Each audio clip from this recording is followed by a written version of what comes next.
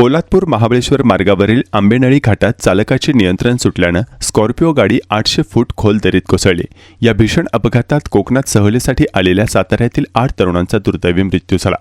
पोलादपूरजवळ महाबळेश्वर मार्गावर आंबेनळी घाटात पुन्हा एकदा भीषण दुर्घटना घडली आहे। स्कॉर्पिओ गाडी चालकाचे नियंत्रण सुटल्यानं दाभीळ गावाजवळ दरीत कोसळली आहे। या अपघातात कोकणात सहलीसाठी आलेल्या सातारा जिल्ह्यातील 8 तरुणांचा दुर्दैवी मृत्यू झाला।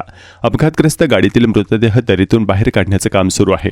सातारा जिल्ह्यातील कोरेगाव तालुक्यातील आसगाव येथून 18 ते 30 वयोगटातील तरुण शुक्रवारी सहलीसाठी कोकणात आले होते। दापोलीतील हरणे येथून हे सर्वजण रविवारी परतीच्या मार्गावर निघाले होते। मात्र आंबेनळी घाटात दाभीळ गावाजवळ त्यांची गाडी आली असता चालकाचे गाडीवरील नियंत्रण सुटल्यानं त्यांची गाडी खोल दरीत कोसळली। 700 ते 800 फूट खोल जाऊन ही गाडी आपटली। दुर्घटना इतकी भीषण होती की गाडीचा अक्षरशः चक्काचूर झाला।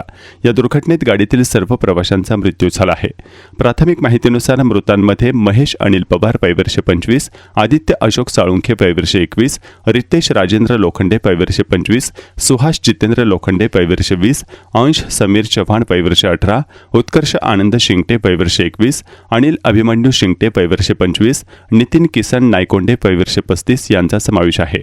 पहाटे 3:30च्या सुमारास ही दुर्घटना घडली। रात्रीचा अंधार आणि दुर्गम भौगोलिक परिस्थिती यामुळे मदत व बचाव कार्यात मोठी आव्हाने येत होती। घटनेची माहिती मिळताच उपविभागीय पोलीस अधिकारी शंकर काळे, तहसीलदार कपिल घोरपडे, सहाय्यक पोलीस निरीक्षक आनंद रावडे यांच्यासह Sahyadri trackers, Pratapgad search and rescue team, Mahabaleshwar trackers आणि महाड येथील रिस्केप संस्थेची बचाव पथक आणि पोलादपूर येथील स्थानिक बचाव पथके घटनास्थळी दाखल झाली। त्यांनी रात्रीच दरीत उतरून अपघातग्रस्त गाडीचा शोध घेतला, पण गाडीत सर्व प्रवाशांचा तोपर्यंत मृत्यू झाला होता। बचाव पथकांनी दोरीच्या सहाय्याने स्ट्रेचर बांधून अपघातग्रस्त युवकांचे मृतदेह बाहेर काढण्यास सुरुवात केली आहे। या दुर्घटनेमुळे पोलादपूर महाबळेश्वर परिसरात हळहळ व्यक्त केली जात आहे। कोकणात सहलीसाठी सर्वजण उत्साही होते। शुक्रवारी आसगावहून निघून ते दापोली मार्गे हरणे येथे दाखल झाले होते।